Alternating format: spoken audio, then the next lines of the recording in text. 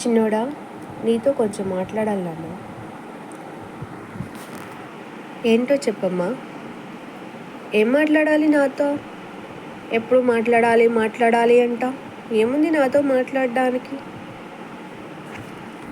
అది కాదు నాన్న, నువ్వు స్కూల్లో చదవట్లేదంటే కదా, హోంవర్క్స్ అన్నీ పెండింగ్ ఉంచుకుంటున్నావు అంట కదా. మీ టీచర్స్ కాల్ చేశారు. ఎవరు చెప్పారు నీకు? నేను అన్నీ కంప్లీట్ చేసిన, చూసుకో. ప్రతిసారి నాతో వాదిస్తావు, హోంవర్క్ హోంవర్క్ హోంవర్క్. నాకు ఇంకేం పని లేదా? నేను ఆడుకోవద్దా? హోంవర్క్ హోంవర్క్ అంటావు. అది కాదు నాన్న, వేలకు వేలు పెట్టి ఫీజులు కట్టి నిన్ను చదివిపిస్తున్నాం కదా. నువ్వు హోంవర్క్ చేయకుండా చదువుకోకుండా వెళ్ళి వస్తే ఏం ఉపయోగం ఉంటుంది చెప్పు? నీకు నీ భవిష్యత్తు కోసమే కదా నాన్న మేమంతా కష్టపడేది, నేను అంత పెద్ద స్కూల్లో చదివిపిస్తుంది. నువ్వు ఎందుకు అర్థం చేసుకోవట్లేదు చెప్పు?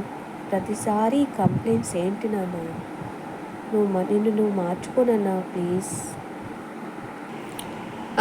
సర్లే, నేను బయటకు పోయేస్తా. ఫ్రెండ్స్ వెయిట్ చేస్తున్నారు, ఆడుకుని వస్తా. ఏంటో వీడు రూపాయి రూపాయి కూడబెట్టి దాచి వాడికి ఫీజులు కడుతుంటే వాడికి ఏమాత్రమూ పట్టడం లేదు. ఎప్పుడు అర్థం చేసుకుంటాడో, ఎప్పుడు మారుతాడో భగవంతుడా, నువ్వే చూసుకోవాలి ఇక వాడిని. అమ్మ సారీ అమ్మా, ఇందాక నీతో రూడ్గా బిహేవ్ చేసినందుకు. ఏమైంది నాన్న, ఇంతలోనే ఎంత మార్పా? ఏమైంది అసలు?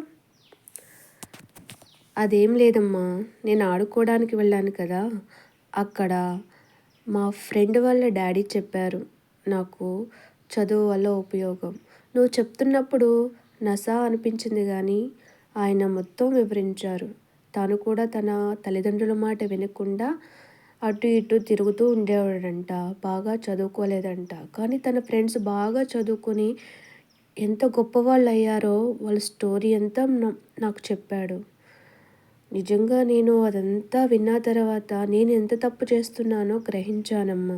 నేను ఇప్పటి నుంచి మంచిగా చదువుకుంటాను, నువ్వు చెప్పినట్టే వింటాను.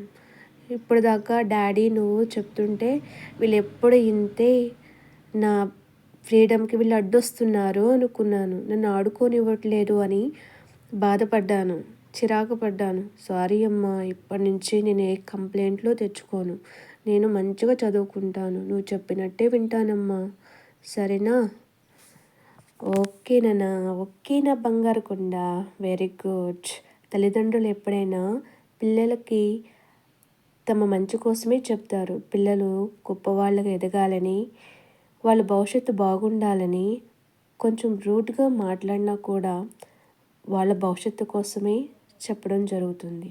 అర్థమవుతుందా? ఓకే అమ్మా, నేను ఇప్పటి నుంచి మీరు చెప్పినట్టే వింటాను, సరేనా? ఓకేనన్నా.